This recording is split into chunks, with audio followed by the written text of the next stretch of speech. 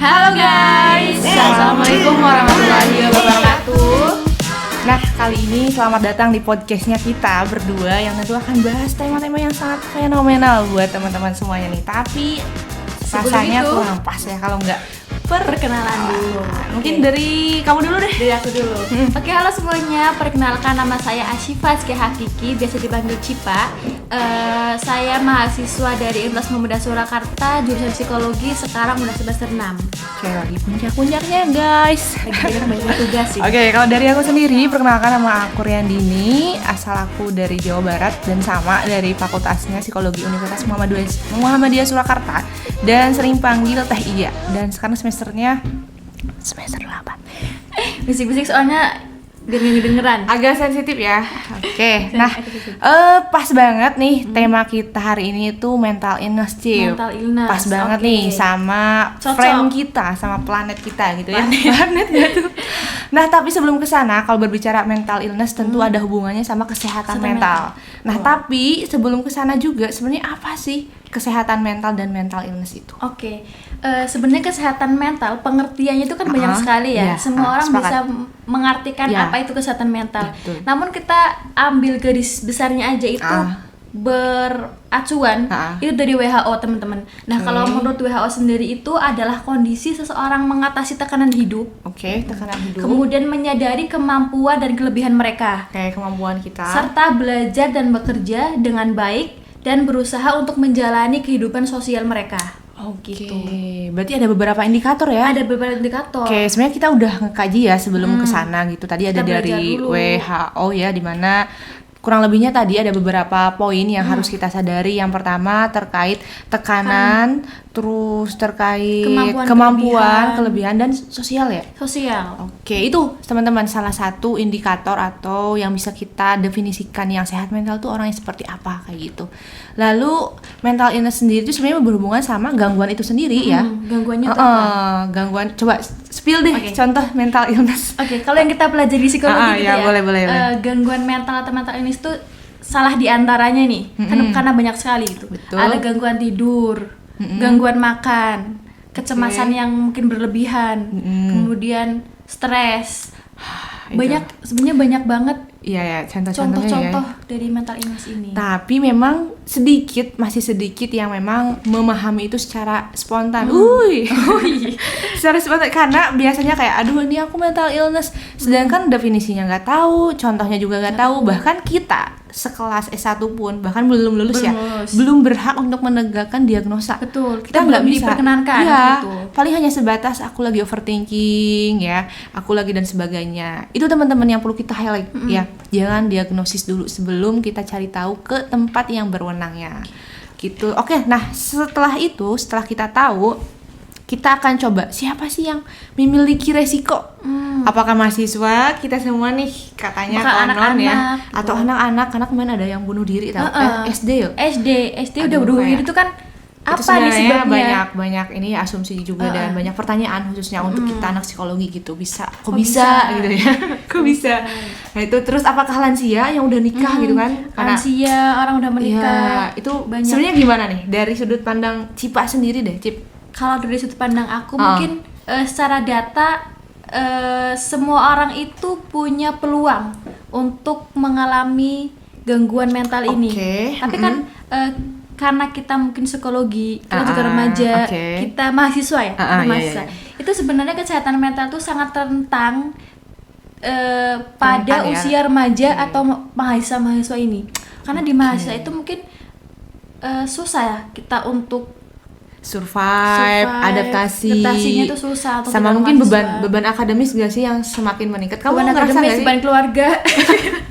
Oke, kita uraikan ya. Pertama beban akademis, beban keluarga, kapan lulus dan sebagainya ya. Terus tekanan dari pertemanan, apalagi mempengaruhi teman-teman. Contoh nih, kapan nikah, kerjanya apa, kok lulus nggak kerja. Itu.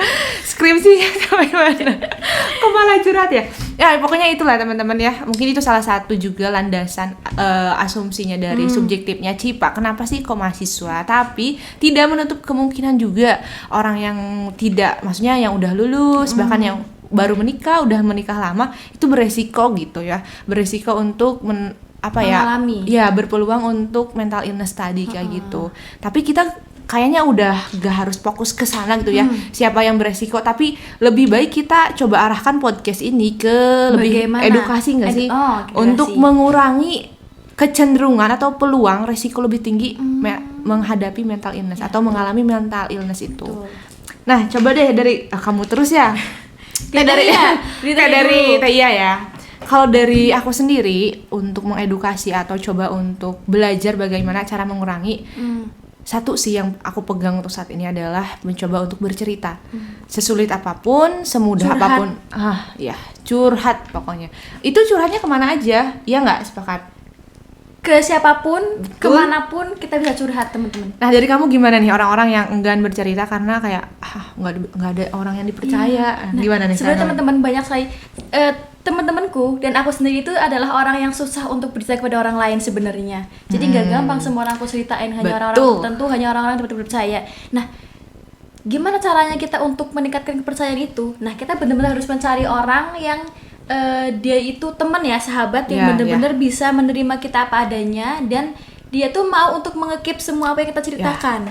Itu sih yang terpenting. Itu terpenting, terus cari teman kayak gitu. Dan teman-teman sebenarnya ketika teman-teman mungkin kan banyak kan, kita tuh ada introvert, extrovert. Nah, ketika teman-teman itu yang introvert tidak bisa untuk menceritakan sesuatu kepada orang lain, sebenarnya kalian tuh bisa menceritakan kepada diri kalian sendiri. Betul banget. Kalian cerita kepada banyak nggak sih tempat untuk bercerita? Banyak. Gak harus Nggak manusia. pada orang lain, iya, nggak harus manusia. Kita bisa bercerita kepada lewat buku. Iya, aku sepakat sih nulis kayak itu. di diary gitu, nulis Betul, bisa. betul. Terus kita kan punya media sosial. Media sosial kan sekarang banyak yang mungkin akun fake, akun second, akun yang kedua, 3, 4 bahkan sampai banyak gitu kan. Nah, itu bisa dimanfaatkan untuk kita bercerita, untuk mengungkapkan, meluapkan isi hati, itu bisa banget. Aku sepakat banget sih sama Cipa ya. Karena kenapa? Kalau dari aku sendiri, ini mungkin teman-teman bertanya-tanya ya. Ini sisir buat apa gitu ya. Jadi analoginya gini, kalau kita jarang bercerita, terus memendam, ditahan, itu masuk ke dalam ketidaksadaran. Betul. Suatu hari akan Boom. duar ya, meledak. Makanya mungkin ada orang tua, boleh ya. Ada orang tua yang marah berlebihan, mungkin dia marah ke masa lalunya yang mirip. Makanya daripada nanti kita mengulang lagi, lebih baik kita belajar untuk mengurai emosi, meregulasi emosi, bahkan nangis nggak sih? Nangis boleh. Apalagi stigma laki-laki ya. Iya, laki-laki itu sebenarnya gimana? Anak laki-laki tuh nggak boleh nangis, nggak Karena boleh lemah. Ya. Kalau nangis itu sebenarnya bukan indikator lemah. Menurut aku itu indikator kuat karena dia mengakui kalau dia itu istilahnya emang gak baik-baik aja gitu. Aduh, quotes of the day. Buat laki-laki kalau mau nangis nggak apa-apa. Oke ya, It's okay, kayak it's gitu. Jadi gini, fungsinya ini tuh seperti ini teman-teman. Ini terkait saluran emosi dan juga bagaimana bahayanya kita kalau terlalu memendam terlalu lama. Ini kan nggak sampai 1 kilo gitu ya. Tapi kalau aku gini ya, semoga kelihatan nih kamera. Kalau aku kayak gini selama 1 jam, bayangin. Gimana tuh? Pegel? Ya pegel berat. Tapi intinya kan bukan masalah ininya. Makanya masalah seberat apapun, segampang apapun, tapi yang terpenting adalah kita menyalurkan itu dan termasuk overthinking. Seberat apapun pikiran itu boleh, tapi jangan berlarut-larut. Jangan overthinking, jangan insecure guys. It's okay kita menunjukkan ya udah ini diri kita. Ya, Kita harus percaya diri. Normalisasi, okay. Pokoknya Itu kita hal yang normal. gimana ya, greget banget ininya. Jangan merasa untuk tidak baik-baik aja itu adalah sebuah kesalahan. Mungkin Itu wajar. kayaknya banyak banget yang pengen kita bahas ya teman-teman, tapi terbatas banget waktunya juga ya. Kurang banyak ini. Ya, mungkin langsung aja nih terakhir quotes of the day apa nih dari Kak Siva? Cipa. Nah, aku pernah mendengar sebuah quotes bunyinya kurang lebih seperti ini. Sebenarnya kita itu nggak harus menjadi pelangi untuk orang-orang yang buta warna. Gitu. Cukup menjadi diri kita sendiri dengan apa yang kita punya. Widih, mantap ya. Iya ini gimana? Kalau dari Teh Iya, mungkin lebih kepada jangan terlalu menahan ya. Apa istilahnya, keluarkanlah apa yang seharusnya dikeluarkan dengan cara yang baik. Jangan menahan apa yang memang tidak seharusnya ditahan, karena menahan sesuatu itu pada akhirnya akan berujung buruk untuk jiwa kita, akan menjadi sampah untuk jiwa kita.